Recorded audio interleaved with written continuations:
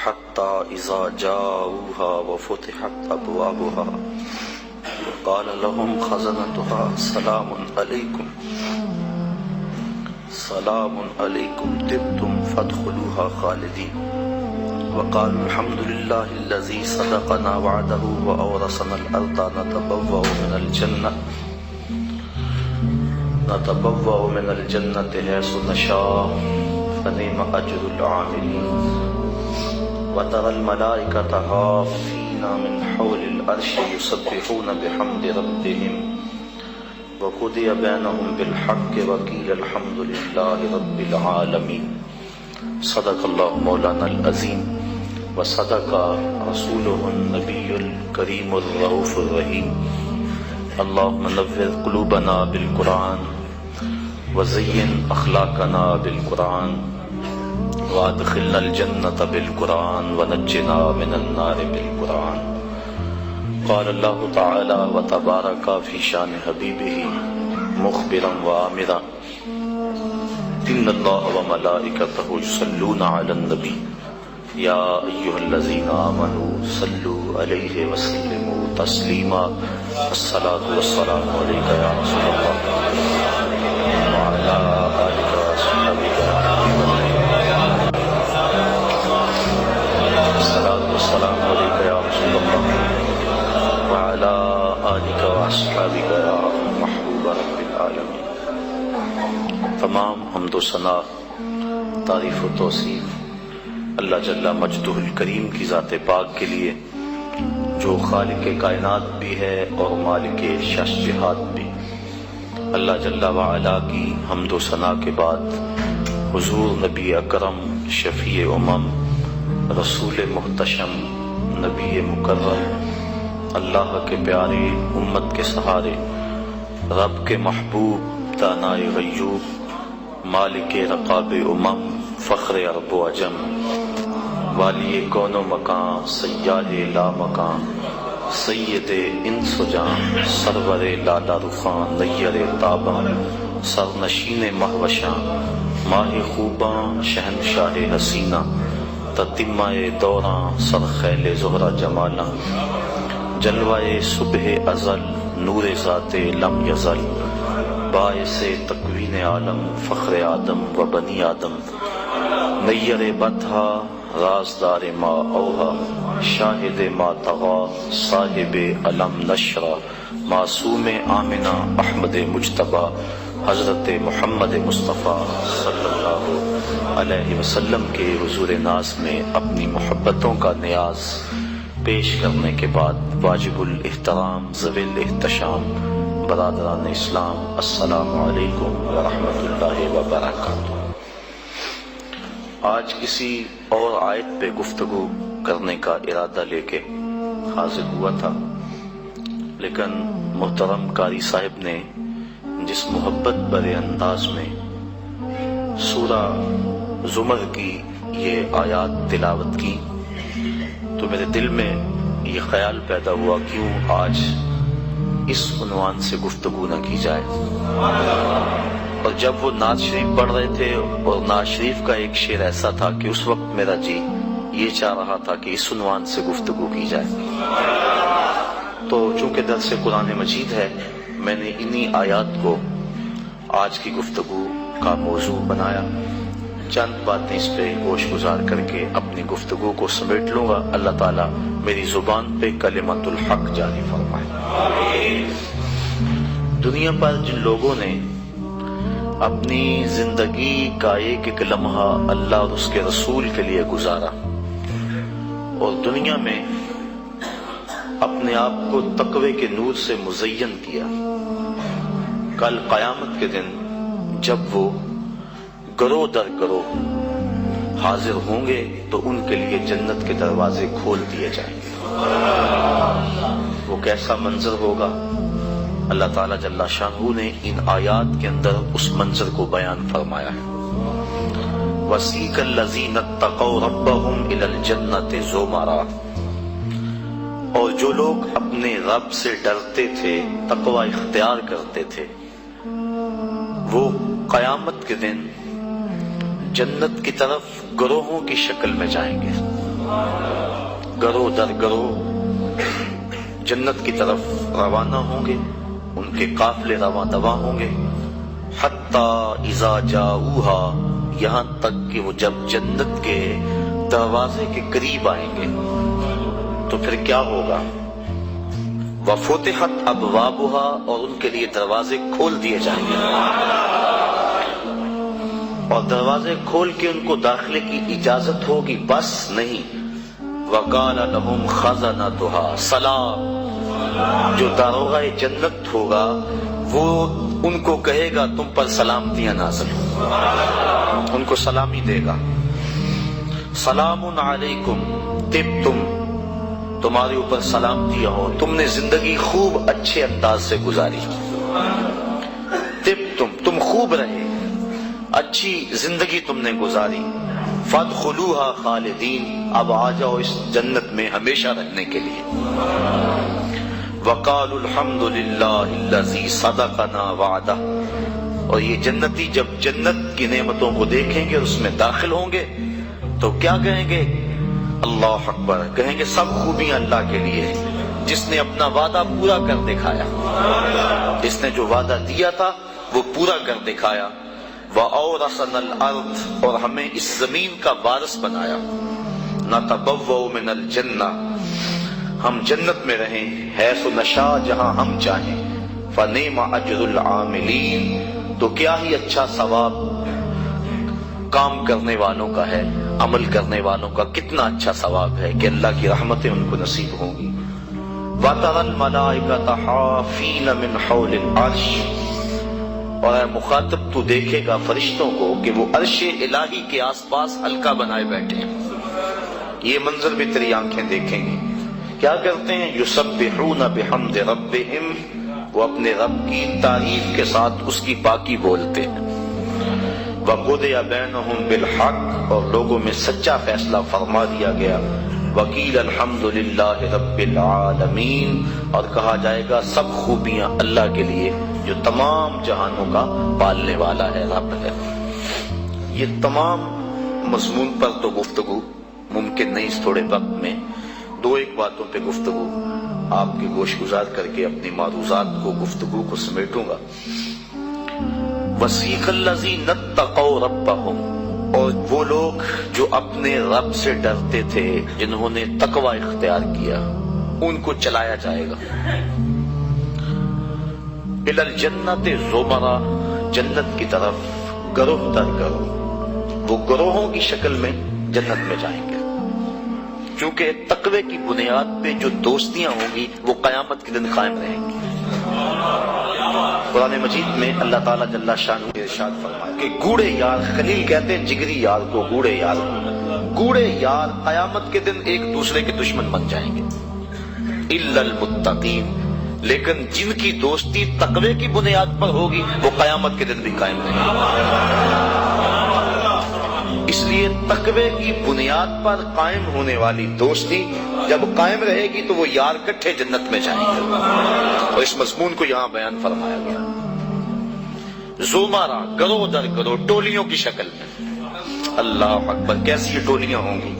اہل محبت کی ٹولیاں ہوں گی، پیار والوں کی ٹولیاں ہوں گی، الفت والوں کی ٹولیاں ہوں گی۔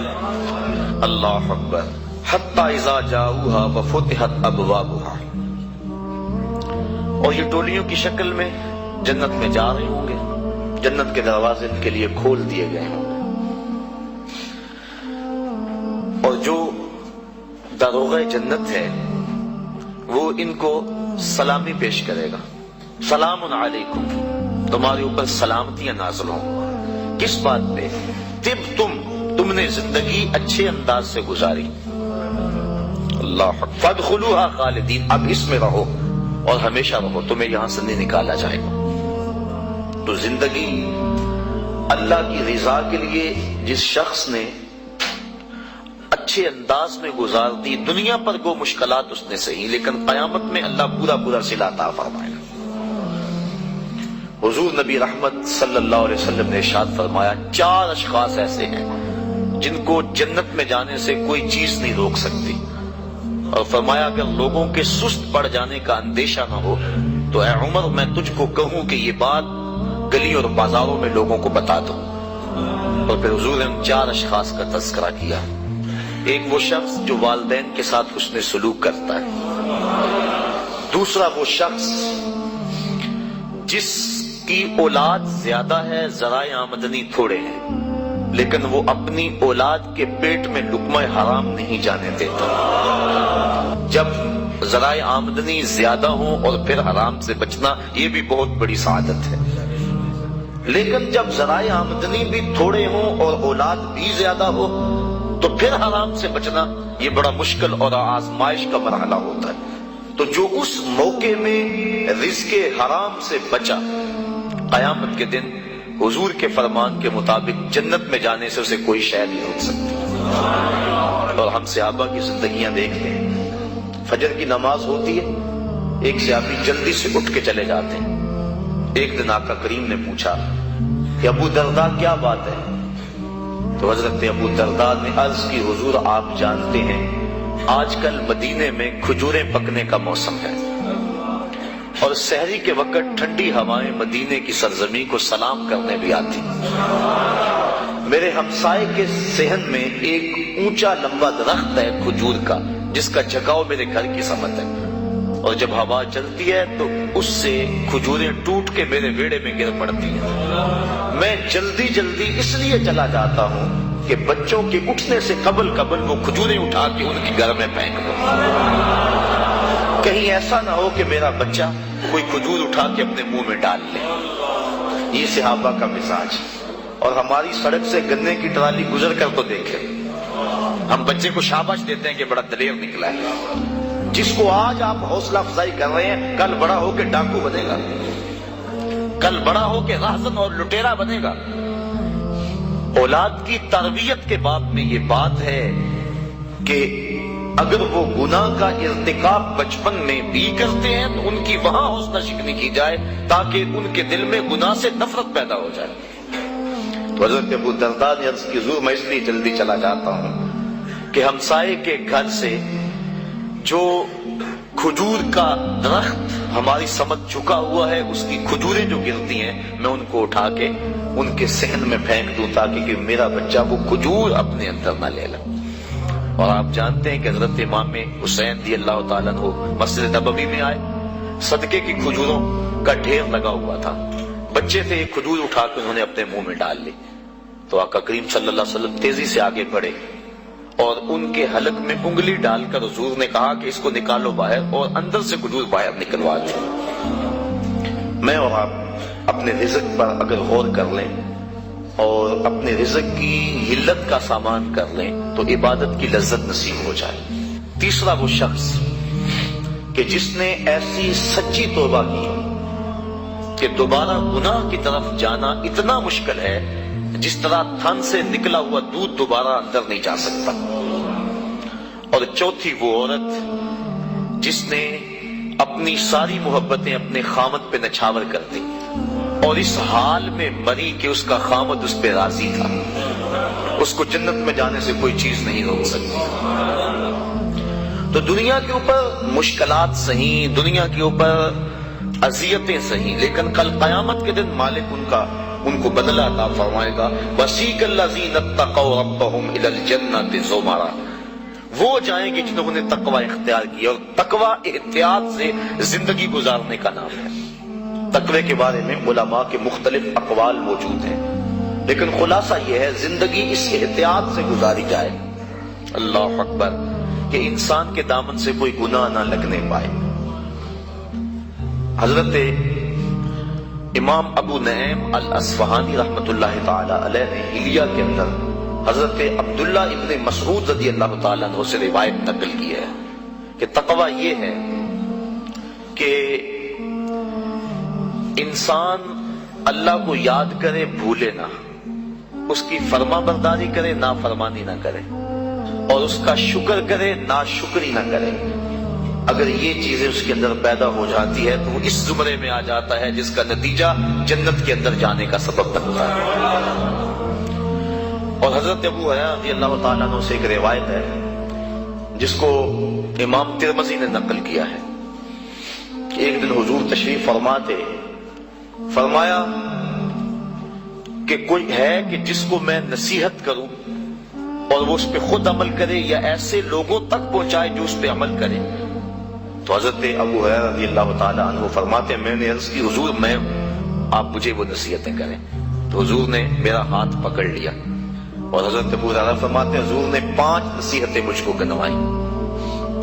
فرمایا گناہوں سے بچو تم سب سے زیادہ عبادت گزار بن جاؤ گے.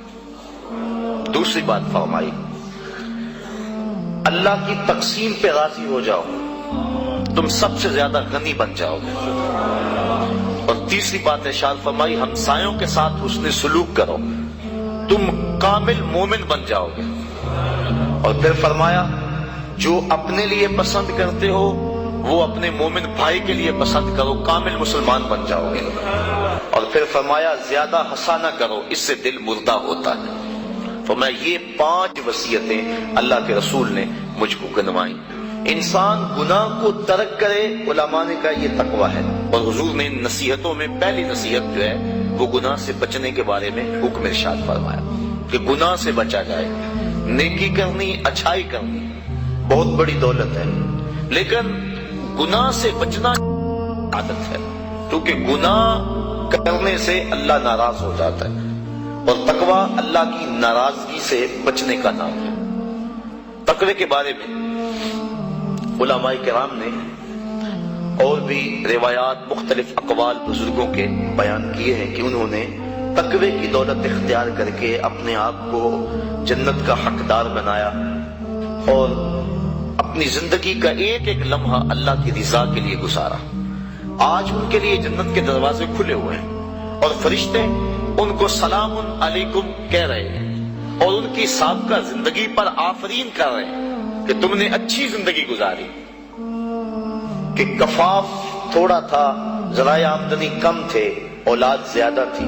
جس منصب پہ تم بیٹھے تھے تم اپنے وسائل کو بڑھا سکتے تھے لیکن اس میں آمیزش ہوتی حرام کی لیکن روکھی سوکھی تم نے کھا لی اور زندگی کی مشکل گھاٹیوں سے تم نے گزر کے یہاں تک اپنا پہنچاؤ کیا. آج اللہ کی رحمتیں بڑھ کے تمہارا استقبال کر رہی. یہ ہے بڑا مشکل کام آج کل بالخصوص جبکہ دوڑ لگی ہوئی ہے. ہر شخص ایک دوسرے سے آگے بڑھنے کی خواہش کے اندر حلال حرام کی تمیز چھوڑے ہوئے ہیں اور بات کسی سے کرو تو ہر کوئی یہ کہتا ہے جی کیا کریں پیٹ کے لیے لگے ہوئے ہیں. پیٹ تو 2 روٹیاں صبح مانگتا ہے 2 شام کو مانگتا ہے 2 دوپہر کو مانگتا ہے. پیٹ کا اتنا لمبا چوڑا مطالبہ نہیں ہے. صرف ہم 2 دنی 4 کے چکر میں پڑے ہوئے ہیں. جو بندہ جہاں ہے وہاں وہ راضی نہیں ہے. اور اس حدیث کا جو دوسرا ٹکڑا ہے حضور کی جو دوسری نصیحت اس میں یہ فرمایا گیا اللہ کی تقسیم پہ راضی ہو جاؤ سب سے بڑے غنی ہو جاؤ گے. غنا دل کی بے نیازی کا نام ہے. تو جتنی مرضی دولت اور پھر بھی طلب ہو تو پھر تو انسان اس طلب میں جل رہا ہے اطمینان مل ہی نہیں رہا. لیکن کفاف تھوڑا ہے ذرائع آمدنی تھوڑے ہیں اس سوکھی روٹی پر بھی صبر ہے قناعت ہے تو جو لطف اس دسترخوان پہ بیٹھ کر کھانے کا ہے وہ 5 سٹار ہوٹلوں میں کھانے کا بھی نہیں ہے. تو یہ حضور کا جملہ کتنا خوبصورت ہے. اور اگر نہیں ہم اللہ کی تقسیم پہ راضی ہوں گے تو کیا کریں گے؟ حدیث میں آتا ہے جب بچہ شکم مادر میں 120 دن کا ہوتا ہے تو فرشتہ آ کے 4 چیزیں لکھ جاتا ہے. ان میں سے ایک چیز اس کا رزق ہے کہ ساری زندگی میں اس کو کتنا رزق ملے گا. اب جتنا لکھا گیا ہے الٹی چھلانگے بھی لگائے اس سے زائد نہیں ملے گا اور جب لکھا گیا ہے اس سے پہلے نہیں ملے گا. تو پھر اس رزق کے لیے اٹینشن کی ضرورت کیا ہے؟ رزق کے لیے کام کرے محنت کرے. شاید میں نے کسی درس قرآن میں اس حوالے سے بات کی تھی. حضرت شیخ سعدی شیرازی فرماتے ہیں کہ ایک شخص جنگل میں گیا اس نے دیکھا کہ ایک لومڑی ہے جس کے ہاتھ پاؤں ہی نہیں ہے. سوچنے لگا مالک سے رزق کیسے دیتا ہوگا. تو درخت پہ چڑھ کے بیٹھ گیا. تھوڑی دیر کے بعد شیر آیا اس نے شکار کیا اور پس خلدہ چھوڑ کے چلا گیا. وہ رینگتی رینگتی آگے بڑھی اور پس خلدہ کھا کے پیٹ باندھ لیا. اب اس نے کہا کہ جب اس لومڑی کو اللہ عطا فرماتا ہے میں تو اس کا بندہ ہوں میں کیوں محنت کروں. اس نے محنت چھوڑ دی. ایک دن فاقے سے کاٹا دوسرا دن فاقے سے کاٹا تیسرے دن جب حالت غیر ہونے لگی تو آواز آئی بندے میں لومڑی کو بغیر کسی محنت کے دے سکتا ہوں، تجھے نہیں دیکھ سکتا، تجھے بھی عطا کر سکتا ہوں، لیکن لومڑی نہ بن شیر بن، خود کما اور اوروں کو بھی کھلا، نہ کہ لومڑی کی طرح جو ہے وہ بن کے بیٹھ جائے۔ یہ بھی حکم ہے محنت کرنے کا، لیکن محنت کرنے کا، سعی کرنے کا حکم ہے، اٹینشن لینے کا حکم نہیں ہے۔ ہماری ذمہ داری نہیں، ہمارا کام ہے کام پہ چلے جانا۔ دیکھو نا، آپ کسی فیکٹری میں کام کرتے ہیں، 8 گھنٹے کی ڈیوٹی ہے وہاں کام کی، تو آپ مزدوری کرتے ہیں یا کوئی کام کرتا ہے، مالک بیل دے کے آپ کو بلا لیتا ہے دفتر میں، 2 گھنٹے وہاں بٹھائے رکھتا ہے، آپ کو پریشانی ہونی چاہیے کہ وہاں کام جو ہے وہ نہیں ہو رہا؟ آپ کو کیا غرض؟ جس نے کام پہ لگایا اس نے بلایا، مجھے تو مہینے کے بعد پوری تنخواہ ملے گی چاہے 7 دن بٹھائے رکھے۔ تو اٹینشن نہیں ہوتی کہ 8 گھنٹے میرے پورے ہونے ہیں۔ جس رب نے رزق لکھا ہے وہ کہتا ہے چھوڑ کاروبار، حی علی الصلاۃ، حی علی الفلاح، آجا اب میری چوکھٹ پہ آجا، رات پڑ گئی اب سو جا، اب کام نہ کر۔ جس نے لکھا ہے، جس نے کام پہ لگایا ہے، وہ کہتا ہے اب جمعے کی اذان ہو گئی ہے، اب کاروبار بازار البیع، اب چھوڑ دے کاروبار۔ تو اب جس نے کام پہ لگایا وہی تو بلا رہا ہے، اور ہم کہتے ہیں تیرے بلانے پہ نہیں آئیں گے۔ تو مالک بلائے اور بندہ دفتر میں نہ جائے تو وہ فیکٹری سے نکالے گا کہ نہیں؟ یا حالات کشیدہ ہو جائیں گے کہ نہیں؟ اٹینشن بنے گی کہ نہیں؟ تو اگر آسودہ رہنا ہے، فیکٹری میں کام بھی کرنا ہے، تو پھر مالک سے بنا کے رکھنی ہوگی نا۔ اگر رزق اس کا کھانا ہے اور اس کی نہیں ماننی تو پھر اٹینشن تو ہوگی، پھر کہا جائے گا جی رزق بڑا ہے سکون نہیں ہے، پتہ نہیں کسی نے تویز ڈال دی ہوئے، کسی عامل نے جادو کر دیا ہوا ہے، پھر مصیبت بنی ہے۔ لیکن اگر اس کی مان لے، جب کہتا ہے کام پہ جاؤ کام پہ چلے جاؤ، اور جب کہتا ہے مسجد میں آ جاؤ مسجد پہ آ جاؤ، اور جب کہتا ہے اب سو جاؤ اس وقت سو جاؤ، کہتا ہے اب تہجد ہوگی اٹھ کے مصلی بچھا لو، مصلی بچھا لو، جو کہتا جائے کرتے رہو، تمہیں ٹینشن نہیں ہوگی، زندگی کی بہار نصیب ہو جائے۔ حضور نے ارشاد فرمایا اللہ کی تقسیم پہ راضی ہو جاؤ، اللہ کی تقسیم پہ راضی ہو جاؤ، تم غنی بن جاؤ گے، تم گداگر نہیں رہو گے، تم گداگر نہیں رہو گے، غنی بن جاؤ گے، کروڑ پتی ہو کر بھی کمینے نہیں ہوگے، تمہاری جیب میں کچھ بھی نہیں ہوگا لیکن غنا کی سلطنت کے بادشاہ ہوگے۔ اس کی تقسیم پہ راضی ہو جاؤ۔ اور مجھے واصف علی واصف کا اچانک جملہ یاد آ گیا، اس نے بڑی خوبصورت ایک بات کہی، اس نے کہا اللہ اور اپنی رضا میں فرق کا نام غم ہے، اللہ کی رضا میں اور اپنی رضا میں فرق کا نام غم ہے۔ جو اللہ کی رضا ہے بندہ کہتا ہے نہیں یہ نہیں صحیح، تو غم بن گیا۔ تو جب بندہ اللہ کی رضا میں اپنی رضا گم کر لے تو پھر غم نہیں رہتا۔ جے سونا میرے دکھ وچ راضی تے میں سکھ نو چلے ڈاواں، پھر وہ اس حال کے اندر راضی ہو جاتا ہے، ان دکھوں کے اندر اسے لذت آتی ہے۔ وہ کہتا ہے میرا مالک مجھے یہاں رکھنا چاہتا ہے، میں آگے کیوں جاؤں؟ تو جہاں مالک کی مرضی ہے بندہ وہاں رہتا ہے۔ تو آج ہر بندہ ٹینشن میں، ہر بندہ مشکلات میں، ہر بندہ بھاگ رہا ہے، محنت کر رہا ہے۔ میں اس محنت کا انکار نہیں کرتا، یہ بات ذہن میں رکھیں، شریعت میں اس کا انکار نہیں کیا، انسان کو سعی کرنے کا حکم دیا ہے، لیکن اس کے لیے ہمیں ٹینشن لینے کی ضرورت کیا ہے؟ جس طرح بندے کو موت تلاش کرتی ہے، روایات میں آتا ہے، اس طرح بندے کو رزق تلاش کر لیتا ہے۔ تو جو رزق قسمت میں لکھا ہوا ہے وہ بندے کو مل کے رہے گا۔ شیخ سعدی شیرازی فرماتے ہیں ایک بندے نے ایسی ہی کوئی روایات سنی، کہنے لگا جب میں محنت ہی نہیں کروں گا تو مجھے کیسے ملے گا؟ اس نے سب کچھ چھوڑ چھاڑ دیا اور ایک غار میں جا کے بیٹھ گیا، اور غار بھی کوئی تاریخ تھی، وہاں کسی کا گزر بھی نہیں تھا۔ 2 4 5 دن گزر گیا تاکہ بے ہوشی پڑنے لگی۔ ایک قافلہ وہاں سے گزرا، غار میں انہوں نے جھانکا، دیکھا کہ ایک انسان ہے اور ادم ہویا ہے۔ انہوں نے جا کے دیکھا، غور کیا، یہ تو بھوک سے مر رہا ہے۔ انہوں نے کھانا لا کے اس کے سامنے رکھا، اس نے انکار کر دیا۔ اس نے کہا جب میں کچھ نہیں کروں گا تو وہ کیسے دے گا؟ انہوں نے کھانا بھی پیش کیا، اس نے انکار کر دیا۔ بولنے کی سکت بھی نہیں ہے، یہ سمجھے کہ بیچارہ بہت زیادہ بیمار ہے، اور یہ کھانا کھانے کی سکت بھی نہیں ہے۔ کوئی نرم چیز بناؤ اس کے لیے، کوئی دلیا وغیرہ، کوئی ایسی چیز اس کے لیے انہوں نے تیار کی وہاں قافلے والوں نے، اور جا کے اس کو پیش کی۔ اس نے پھر بھی سر پھیر دیا، کہا بیچارہ اتنا مجبور ہے، اسے یہ بھی نہیں کھایا جاتا۔ انہوں نے زبردستی جو وہ چمچ میں ڈال کے اس کے منہ کے قریب کی، اس نے دانت بند کر لیے زور سے۔ کہ جب میں ہی نہیں کچھ کروں گا تو کیسے میرے مقدر کا میرے پیٹ میں پہنچے گا. یہ دل میں تھا اور زور سے دانت بند کر دی. شیخ سعدی شیرازی فرماتے ہیں کہ انہوں نے چمچی کے ایک کونے کو نا اس کے دانت میں جہاں سوراخ ملا وہاں ڈال کر تو زور سے انہوں نے کھولا منہ کو اور اندر حلوہ ڈالا, اور جب منہ کے اندر حلوہ گیا تو اس کو ہنسی آ گئی. کہا مالک جو میرے مقدر کا ہے وہ مجھے مل کے رہے. تو یہ کہاوتیں بزرگوں نے جو بیان کی ہیں ہماری زندگی کو آسودہ بنانے کے لیے کی ہیں. ہم اپنے مقدر میں جو پاتے ہیں, میرے مقدر میں یا آپ کے مقدر میں جو لکھا ہوا ہے یہ پکی بات ہے, اس سے زائد تو نہیں مل سکتا. اب اس کو حاصل کرنے کے لیے ہم حرام ذرائع کیوں اختیار کریں؟ ہم کام پہ جائیں درود پڑھتے ہوئے, ہم کام پہ جا رہے ہیں کہاں سے آئے گا کیا ہوگا کیا, اس کی ٹینشن کیا؟ ہم کام پہ جا رہے ہیں اور نبی پہ درود پڑھ رہے ہیں بس. ہم کام پہ جا رہے ہیں استغفر اللہ پڑھ رہے ہیں. اللہ رزق دے گا. سورہ نوح اٹھا کے دیکھیے, فَقُلْتُ اسْتَغْفِرُوا رَبَّكُمْ إِنَّهُ كَانَ غَفَّارًا. تو میں نے کہا اپنے رب سے معافی مانگو, استغفار کرو, بے شک وہ معاف فرمانے والا ہے. پھر کیا ہوگا؟ يُرْسِلِ السَّمَاءَ عَلَيْكُمْ مِدْرَارًا, وہ آسمان سے موسلادھار بارش بھیجے گا. وَيُمْدِدْكُمْ بِأَمْوَالٍ وَبَنِينَ, تم کو مال بھی دے گا بیٹے بھی دے گا.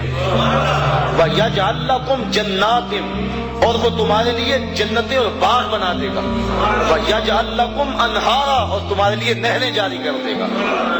اللہ اکبر. مَا لَكُمْ لَا تَرْجُونَ لِلَّهِ وَقَارًا, آگے فرمایا کیا ہو گیا تمہاری نظر میں اللہ کا وقار نہیں رہا؟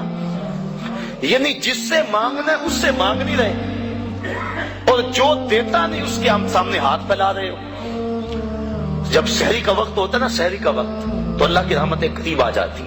حدیث میں آتا ہے, آواز آتی ہے, حل میں مسترزقن, کوئی رزق مانگنے والا ہے میں اس کی جھولی بھر دوں. حل میں مستغفرن, کوئی بخشش مانگنے والا ہے میں اس کے گناہ معاف کر دوں. تو اس وقت اللہ کی رحمتیں آواز دے رہی ہوتی ہیں کہ کوئی رزق مانگنے والا ہو تو میں اس کی جھولی بھر دوں, میں اس کی جھولی بھر دوں. اور پھر کیا ہوتا ہے, جب وہ کہہ رہا ہوتا ہے اس وقت ہم سو رہے ہوتے ہیں. جب آواز آ رہی ہوتی ہے تمہیں ٹینشن ہے, بیٹی کی شادی کرنی ہے, مسئلہ ہے, جہیز نہ دیا تو بیٹی کو تانے ملیں گے, مسئلے تو ہیں اس دور میں, اس کا انکار تو نہیں ہے. دن رات جو دوڑ لگی ہے اس کے سبب بھی ہیں. ہم جانتے ہیں کہ بھائی فیکٹری میں اوور ٹائم کیوں لگا رہے ہیں, انہیں پتا ہے کہ میں نے اپنی بہن کے ہاتھ پیلے کرنے ہیں. اور ہمارا معاشرہ جو ہے قرآن کو چھوڑ کے جہنم بنا ہوا ہے. آج بیٹے والا مطالبہ کرتا ہے کہ جو ہے مجھے یہ دیا جائے, مصیبت تو بنی ہوئی ہے, لیکن اب کیا دیا جائے, اس کے لیے ٹینشن موجود ہے. لیکن ہم ذرائع استعمال کرتے ہیں, اس کے لیے محنت کرتے ہیں, کوشش کرتے ہیں, لیکن جو دینے والا ہے جب وہ پکار رہا ہے اس وقت کیوں سوئے ہوئے ہیں؟ وہ کہتا ہے کوئی رزق مانگنے والا ہے تو جھولی پھیلائے, میں اس کی جھولیاں بھر دوں گا. اللہ اکبر. تو اللہ کے حضور جب بندہ طلب کرتا ہے تو اللہ تعالیٰ بندوں کے اٹھے ہوئے ہاتھوں میں اپنی رحمتوں کی برسات کر دیتا ہے. تو بات کہاں سے کہاں نکل گئی کہ انسان کو اگر اللہ کی تقسیم پہ رضا نصیب ہو جائے تو پھر وہ سب سے بڑا حضور نے فرمایا غنی بن جائے گا. اس کے لیے زندگی کی مشکل ختم ہو جائے گی. ورنہ کروڑوں اربوں خربوں روپے بھی ہوں لیکن اس کو تسکین قلب نصیب نہیں ہوگی. اور جب بندہ اللہ کی رضا پہ راضی ہوگا بس اس کو زندگی میں بہاریں نصیب ہو جائیں گی. میں اچھی طرح جانتا ہوں ایک شخص کو, ہمارا پیر بھائی بھی ہے, وہ بہت اعلیٰ عہدے پہ براجمان تھا وہ, لیکن اس محکمے میں حالات ایسے تھے, وہ ایسے چکر میں آ گیا کہ اس کو وہ کام چھوڑنا پڑا. اب وہ لوہے کی ڈھلائی والی پٹی پہ کام کرتا ہے اور تقریباً 20-25 کلومیٹر کے قریب فاصلہ ہے جو سائیکل پہ آتا جاتا ہے.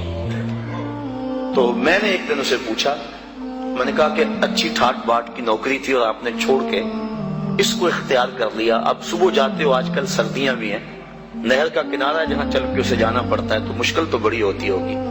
کہنے لگا اس میں اللہ نے میرے لیے لذتیں ہی بڑی رکھ دی. اور اللہ تعالیٰ اس کو زندگی عطا فرمائے. انسان جب اللہ کی رضا کے لیے کسی کام کا آغاز کرتا ہے اور گناہ کو چھوڑتا ہے, اللہ اس کے نیک کام کے اندر برکت ڈال دیتا ہے.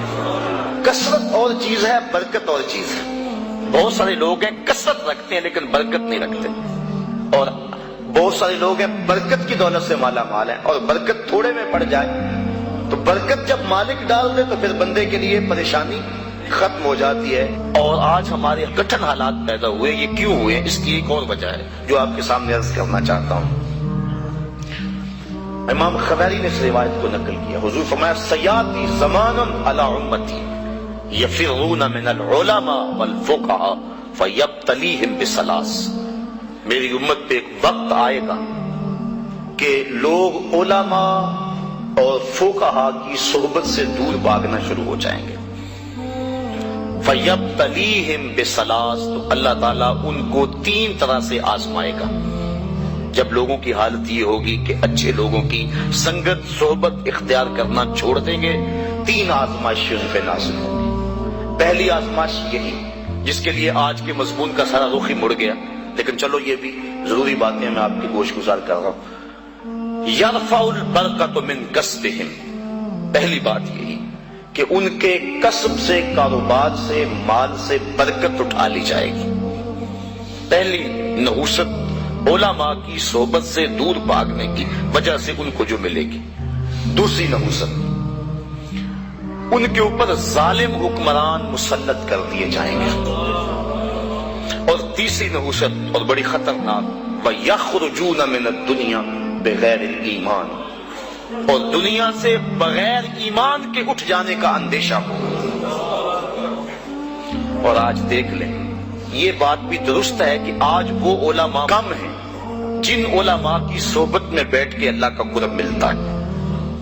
میں جوہر آباد میں گفتگو کر رہا تھا تو وہ بات کو گفتگو تھی، تو ایک وکیل صاحب کہنے لگے کہ آپ جو بات کر رہے ہیں ہم اس بات کو تسلیم کر رہے ہیں، لیکن ان علماء کو کہاں سے ڈھونڈیں جن کی صحبت غنیمت ہوتی ہے اور جن کے دم سے انسان کو اللہ کا قرب ملتا ہے. آج تو گداگر اور دکاندار ہمیں مل رہے ہیں. تو میں انہیں اسے 2 لفظی جواب دیا. میں نے کہا تمہیں پتا ہے مٹھائی کس دکان سے اچھی ملتی ہے؟ کپڑا کس دکان سے اچھا ملتا ہے؟ سارا شہر چھوڑ کے وہاں جاتے ہو کہ نہیں؟ یہی نہیں پتا کہ دین اچھا کہاں سے ملتا ہے. حضور کی امت کی خصوصیات میں سے ایک خصوصیت یہ ہے کہ قیامت تک اس امت میں اہل حق موجود رہیں گے. حضور کی امت کی جو خصوصیات ہیں ان میں سے ایک خصوصیت یہ ہے، قیامت تک اس امت میں اہل حق موجود رہیں گے، وہ تھوڑے رہ جائیں. لیکن چونکہ ہم شیطان کے پھندے میں آ جاتے ہیں، اور کبھی ایسا نہیں ہوا کہ ایک دکاندار سے دھوکہ کھا لیں اور پھر دوبارہ کہیں کہ ہم کپڑے پہنتے ہی نہیں. ایک ہوٹل سے دھوکہ کھا لیں تو کہہ لیں ہم کھانا کھاتے ہی نہیں. یہ سارے فراڈی ہوتے ہیں. ایک دکاندار سے دھوکہ کھائیں گے، دوسرے کے پاس جائیں گے، دوسرے سے دھوکہ کھائیں گے، تیسرے کے پاس جائیں گے. لیکن یہاں کیا ہوتا ہے کہ ہم کسی ایسے شخص کے پاس چلے جاتے ہیں جو دین کے نام پہ کاروبار کر رہا ہوتا ہے، اور پھر جب اس سے ہم ڈسے جاتے ہیں ہم سارے طبقے سے برزن ہو جاتے ہیں. شاید ہم دین کو اتنی ضرورت نہیں سمجھتے جتنی کپڑے کو سمجھتے ہیں، جتنی کھانے کو سمجھتے ہیں. 100 جگہ سے بھی دھوکہ کھائیں ہم سمجھتے ہیں کپڑا تو پہننا ہے، کوئی اور دکان تلاش کر لو. تو اگر دین کو بھی ضرورت سمجھا جائے 100 مرتبہ بھی دھوکہ کھاؤ پھر بھی تلاش میں رہو، کوئی تو صاحب حق ملے گا ہی نا. اور پھر تم نے دھوکہ بھی تو اللہ کے نام پہ کھایا ہے نا. حضرت عمر فاروق رضی اللہ تعالیٰ عنہ جو غلام لمبی نمازیں پڑھتا تھا اس کو آزاد کر دیتے تھے کہ یہ لمبی نمازیں پڑھ رہا ہے. غلاموں کو پتہ چل گیا، جو ان کی ملک میں غلام آتے وہ لمبی لمبی نمازیں ان کے سامنے پڑھتے اور آپ ان کو آزاد کر دیتے. کسی نے کہا کہ تم نہیں جانتے کہ یہ دکھاوے کی نمازیں پڑھتے ہیں، یہ تمہیں دھوکہ دیتے ہیں. حضرت عمر فاروق نے فرمایا اللہ کے نام پہ دیتے ہیں نا، میں 100 بار یہ دھوکہ کھانے کے لیے تیار ہوں. تو اگر وہ لوگ جو چائے کی پیالی پہ دین بیچتے ہیں وہ لوگ بھی منبر و محراب پہ براجمان ہیں، وہ بھی لوگ تو موجود ہیں جو تاج شاہی کو ٹھوکر بھی نہیں مارتے.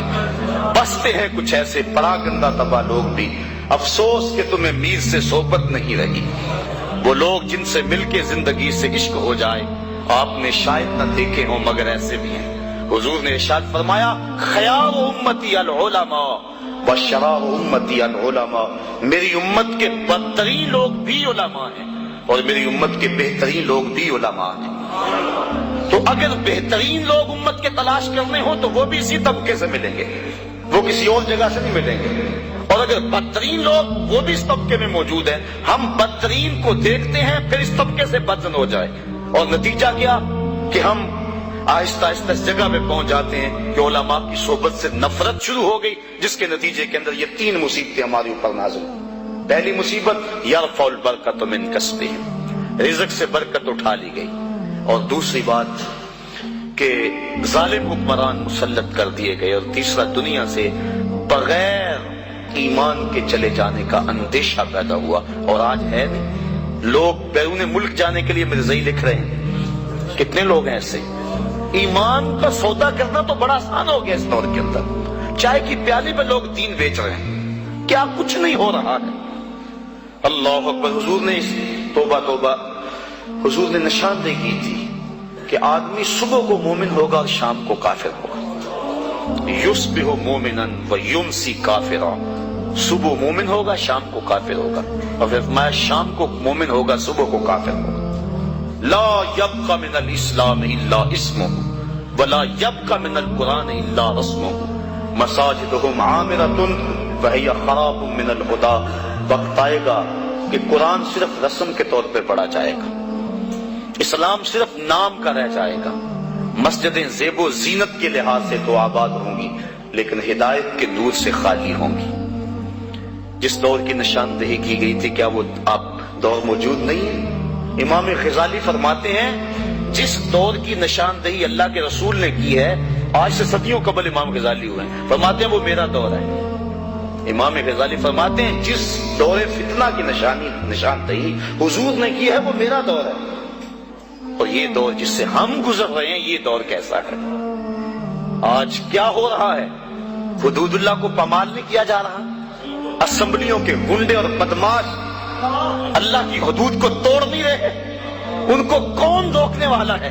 نہ ممبر سے آواز اٹھ رہی ہے، نہ محراب سے آواز اٹھ رہی ہے، حجرہ نشین بھی تسبیح پھیر رہے ہیں۔ حضرت داتا گنج بخش علی اجمیری کشف المعجوب میں لکھتے ہیں کہ حضرت ابو اسحاق اسفرائینی جنگل میں گئے تو وہاں دیکھا کچھ صوفی گھاس کھا کھا کے گزارا کر رہے ہیں، گھاس کھا لیتے ہیں، اللہ اللہ کرتے ہیں۔ تو امام ابو اسحاق اسفرائینی جلال میں آگے فرمایا آکلۃ الحشیش ہا ہونا انتم وامت محمد فی الفتن، تم یہاں گھاس کھاتے پھرتے ہو اور نبی کی امت فتنے میں مبتلا ہے۔ اللہ کو ایسے صوفیوں کی، ایسے تسبیح پھیرنے والوں کی ضرورت نہیں ہے، وہ تو ان لوگوں کا چاہنے والا ہے جو اللہ کے نام پہ سب کچھ قربان کر دیتے ہیں اور اپنا گھر کا سارا اثاثہ اپنی ہتھیلی پہ سجا کے کربلا کے میدان میں آ جاتے ہیں۔ تو آج کیا ہو گیا ہوا ہمیں اور ہم کس جگہ پہ کھڑے؟ یہ ایک الگ دکھڑا ہے کہ اس مضمون کو میں چھیڑ لوں تو یہ بھی ختم ہونے پہ نہ آئے۔ آج امت جس مشکل حالات میں کھڑی ہے اور پوری دنیا کے مسلمان جہاں کھڑے ہیں، آج کسی سے مخفی نہیں، اور ہمارے حکمران کیا کر رہے ہیں، اور جو ذمہ دار لوگ ہیں جن کو اسلام کے نام پہ ہم نے ووٹ دیے تھے اور اسمبلیوں میں بٹھایا تھا کہ تم اسلام کی آواز کو دبنے نہیں دینا، وہ کیا کر رہے ہیں کس سے بھی مخفی نہیں ہے۔ الفاظ کے پردے میں میں جن سے مخاطب ہوں وہ جان گئے ہوں گے کیوں نام لیا جائے۔ سب کو پتا ہے کہ آج کیا ہو رہا ہے اور کیسی سودے بازی ہو رہی ہے، اور لوگ دین کو بیچ رہے ہیں، سرے ممبر بیچ رہے ہیں، اپنا دین ایمان بیچا جا رہا ہے۔ تو یہ قرب قیامت کی نشانیاں ہیں۔ تو آج وہی بچے گا جو اللہ کی کتاب قرآن مجید کے ساتھ لگ جائے گا۔ اچھے لوگ تلاش کرے، ضرورت ہے ہماری تلاش کرنا۔ اگر اچھے لوگ کم ہو گئے تو ہم کہتے ہیں چلو نہیں تو نہ صحیح، یہ ہم کیسے کہہ سکتے ہیں جبکہ ہماری ضرورت ہے؟ ہم جگہ جگہ سے ڈنک کھائیں، جگہ جگہ سے ڈسے جائیں، ان اچھے لوگوں تک پہنچنے کی کوشش کریں۔ یہ دنیا چکی ہے اور اس کے دو پڑوں کے نیچے جو بھی آ گیا وہ کچلا جائے گا، بچے گا وہی جو کلی کے ساتھ لگ کے رہے گا۔ تو ہم نے اس کلی کو تلاش کرنا ہے، وہ کہاں ہے؟ ہم کہتے ہیں کوئی بات نہیں، ہم کیا کریں جی؟ نہیں، قیامت کے دن پوچھ کاروبار کا پتہ ہے ہمیں، کہاں نفع ہے کہاں نقصان ہے، کہاں سودا دینا ہے کہاں نہیں دینا ہے، کہاں کس منڈی سے 2 نمبر مال ملتا ہے کہاں سے 1 نمبر مال ملتا ہے، ہمیں سب پتا ہے۔ دنیا کا سارا شعور اور فہم و ادراک ہم رکھتے ہیں، اور یہاں آ کر ہم بولے بن جاتے ہیں جی ہمیں کیا کریں، ہمیں تو کوئی صحیح ملا ہی نہیں گا، تم ڈھونڈو تو صحیح۔ ایسے لوگوں کو تلاش تو کرو، در در کی خاک تو چھانو، ایک دن وہ ملیں گے جن کے ملنے سے زندگی پیاری لگنے لگ جائے گی، جن کی قربت میں بیٹھ کے اللہ یاد آئے گا، اور جن کی صحبت تمہیں مالک کے قریب کر دے گی اور تم گناہوں سے خود بخود نفرت کرنے لگ جاؤ۔ تو ایسے لوگوں کو تلاش کریں، ایسے لوگوں کی قربت میں بیٹھیں۔ تو مضمون اور سمجھ چلا گیا اور یہ باتیں ضروری بھی تھیں. بہرحال وسیق الذین اتقوا ربهم الی الجنۃ زمرا، وہ لوگ جنہوں نے تقوی اختیار کیا وہ جنت کی طرف جو ہے وہ گروہوں کی شکل میں جائیں گے. یہ کون لوگ؟ جنہوں نے تقوی اختیار کیا. اللہ اکبر. اور تقوی کیا ہے؟ گناہوں سے قلبی نفرت کا نام ہے. حضرت شیخ جہانگیر سمنانی رحمت اللہ تعالی علیہ فرماتے ہیں، آپ فرماتے ہیں تقوی یہ ہے کہ نیکی کرنے کے باوجود بھی ڈرتا رہے پتہ نہیں میری نیکی بھی قبول ہوئی ہے کہ نہیں. یہ تقوی ہے. حضرت علی المرتضیٰ فرماتے ہیں اپنی عبادات پر اعتماد نہ کرنا تقوی ہے. اور حضرت عمر فاروق کا عمل ہمارے سامنے موجود ہے کہ عید کے دن رو رہے تھے، چھوٹی عید کے دن. اس نے پوچھا آج تو ہر کوئی خوش ہے اور آپ رو رہے ہیں؟ کہا مجھے نہیں پتا کہ میرے روزے قبول ہوئے ہیں یا کہ نہیں. اگر قبول ہوئے تو پھر میرے لیے خوشی کی بات، اور اگر قبول نہیں ہوئے تو میرے منہ پہ مارے گئے. اس لیے میں چونکہ قطعاً جانتا نہیں اس لیے رو رہا ہوں کہ پتہ نہیں میں کن لوگوں میں سے ہوں. حضرت بایزید بسطامی سے کسی بڑھیا نے پوچھا تھا حضرت ایک مسئلہ تو بتاؤ. پوچھا کیا؟ کہا میرے گدھے کی دم اچھی ہے یا آپ کی داڑھی اچھی ہے؟ آئے مجھے کوئی یہ مسئلہ پوچھ کے تو دیکھے پھر جائے کہاں. بایزید بسطامی سے بڑھیا نے پوچھا آپ کی داڑھی اچھی یا میرے گدھے کی دم اچھی؟ ناراض نہیں ہوئے، بگڑے نہیں، آنکھوں سے آنسو ڈھلنے لگے. کہا تیرے سوال کا جواب فی الحال میرے پاس نہیں ہے، جب میں مر جاؤں گا تو پھر میرے پاس جواب ہوگا، پھر تو مجھے کیسے مل پائے گی. بایزید بسطامی کا انتقال ہو گیا. بڑھیا کے خواب میں آئے. کہا حضرت میرا سوال اسی جگہ پہ کھڑا ہے. کہا اللہ کا شکر ہے میری داڑھی تیرے گدھے کی دم سے ہزاروں درجے بہتر ہے، چونکہ میرا خاتمہ ایمان پہ ہو گیا. تو جب تک یقین نہیں ہو جاتا کہ میں کن لوگوں میں ہوں اتنی دیر تک یہ ظاہر انسان کا اندر بے چین رہتا ہے. بڑے سخت معاملے ہیں آخرت کے. آج ہمیں نعت خواں بھی کہہ رہے ہیں کہ مجھے دیکھ کے جہنم کو پسینہ آئے. یہ تو منہ میں طوطی بولتا ہے جو مرضی کہتا پھرے. یہ تو کل قیامت کے دن پتا چلے گا کہ پسینہ کس کو آتا ہے. رسول کریم بھی جس جہنم سے پناہ مانگے. کبھی جنت کا تمسخر اڑایا جاتا ہے، ہو رے تو کیڑی جنت کا کرنا ہے تذکرہ، اسی جنت کا جس کو رسول اللہ ہاتھ اٹھا کے مانگتے لگے. اسی جنت کا تذکرہ کر رہے ہیں جس کے لیے حضور کا اشتیاق تھا. اسی جنت کی آرزو کر رہے ہیں جس کے لیے حضور نے فرمایا جب اللہ سے مانگو تو جنت فردوس مانگو. تو آج دلیری دی جا رہی ہے. آج پیر بیعت کرنے کے بعد جنت کا پرمٹ دے دیتا ہے. آؤ میں پیروں کے پیر کی کہانی سناؤں آپ کو. حضرت شیخ سعدی شیرازی فرماتے ہیں کہ ایک بندہ مطاف میں کنکروں کے اوپر پیشانی رکھ کے زاروں کے تار ہو رہا ہے اور کیا کہتا ہے اللہ مجھے معاف کر دے، یہ تو قیامت کے دن اندھا اٹھانا، میں تیرا کیا تیرے بندوں کا سامنا بھی نہیں کر سکتا. اتنے درد سے روتا ہے کہ لوگ اپنی دعائیں چھوڑ کے اس کے لیے دعا کرتے ہیں. جن لوگوں نے حج کیا یا عمرہ کیا انہیں اس کا تجربہ ہوگا. کچھ لوگ اتنے درد سے روتے ہیں کہ بندہ اپنی دعائیں بھول کے ان کے لیے لگ جاتا ہے. مجھے تو جس سال جانا نصیب ہوا تھا تو ان دنوں کے اندر فلسطین کی جنگ پورے زور پہ تھی اور کعبۃ اللہ کی غربی دیوار کے ساتھ فلسطین کے مرد و زن لپٹ کے رویا کرتے تھے.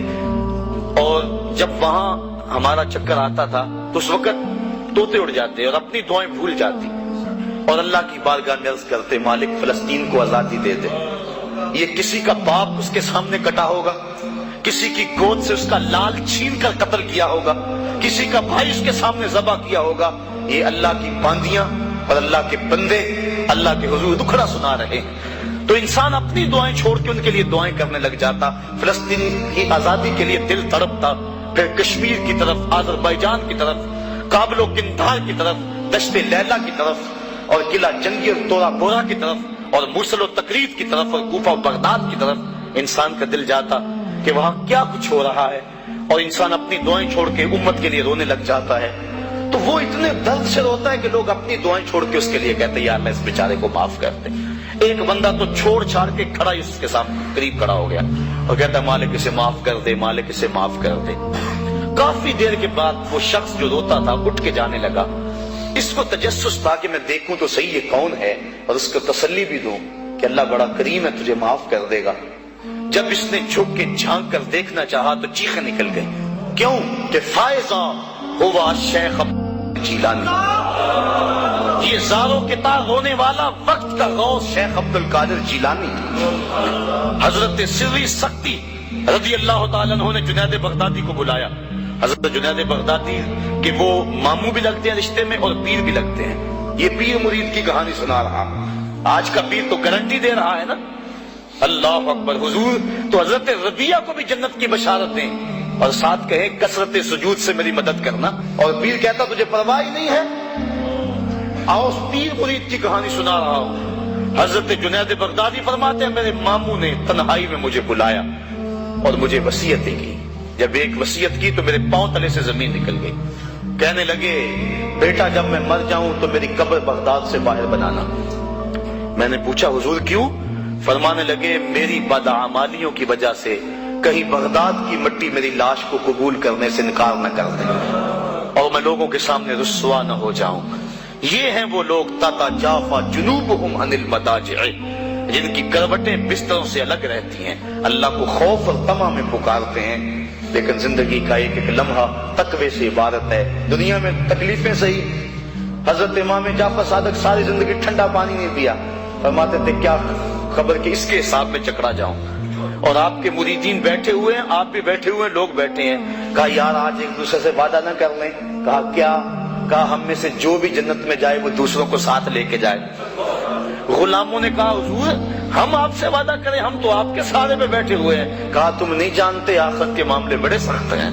یہ امام جعفر صادق کہہ رہے ہیں, یہ ان کی زندگی ہے. تو ذرا دیکھیے یہ تقوی ہے, یہ خشیت ہے, اور ٹھنڈے پانی سے بھی گریز کر رہے ہیں. 3 چیزوں کا حساب نہیں ہوگا قیامت کے دن.